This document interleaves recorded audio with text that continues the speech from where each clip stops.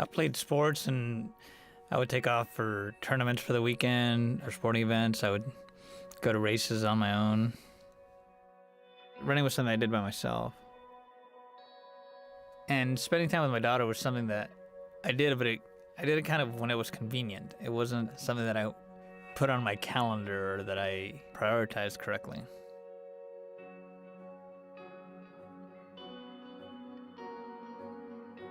When I was 30 years old, I was diagnosed with a rare brain cancer called diffuse astrocytoma. It's near the center of my brain.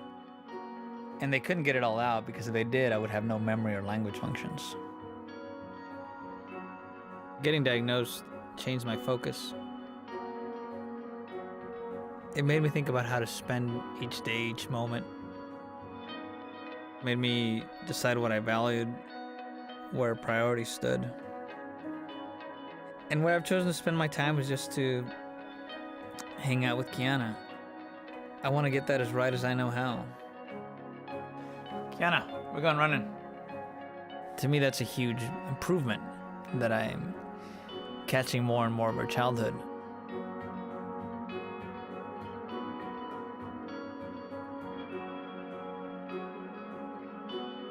The only reason I have the stroller is for running. We don't use it to get around the grocery store. She's much too old for that now.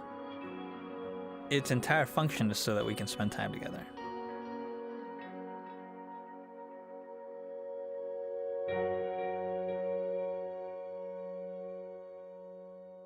But young adult cancer, you're not really quite established in life yet, and you're just getting started, and you're all of a sudden medical bills or appointments or concerns are taking up a lot more of your time than most people who are in their 20s or early 30s, and like, you didn't expect this to be part of your life.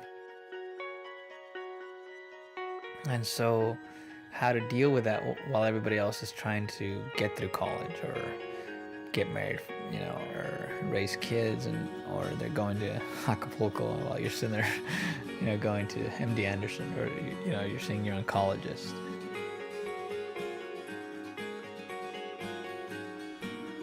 I try to do it all by myself, and my mom would be like, "Why are you trying to do this by yourself?" That eventually changed with time, and I take friends and family now to my appointments, but if you don't share anything at all, it's already a lonely experience just because it's a rare thing. So you're just asking to be incredibly lonely through the hard times, and I'm not sure what the point is to that.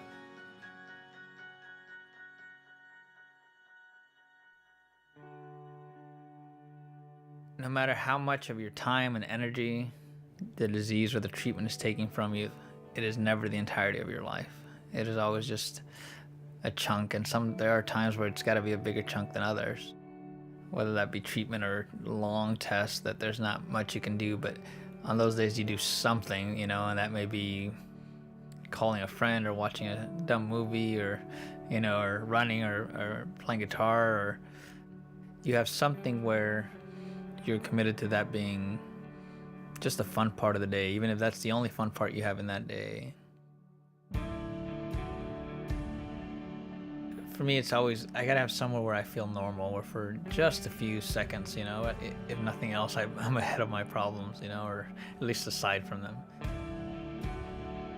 You just focus on the journey, and the joys of the journey, because if you just focus on the final thing, that's a whole lot of wasted time between now and then. I'm just not quite the same guy as I used to be, and I like this one better. There were some things I was missing, and if I hadn't gotten it, I don't know that I would have hung out with my kid as much as I have in the last 2.5 years. I would have missed more of her childhood, which it's a little bit embarrassing that I didn't do some of this stuff till I got cancer. What I always tell people is, don't be as dumb as me. Don't wait till something goes wrong before you do some things right. The doctors that I have from that day to this day, they're people who get that it isn't just about avoiding dying. It's trying to figure out a way to keep living. And there's 2 questions I ask at every medical appointment. I'm like, can I keep running, and am I still fit to raise a kid?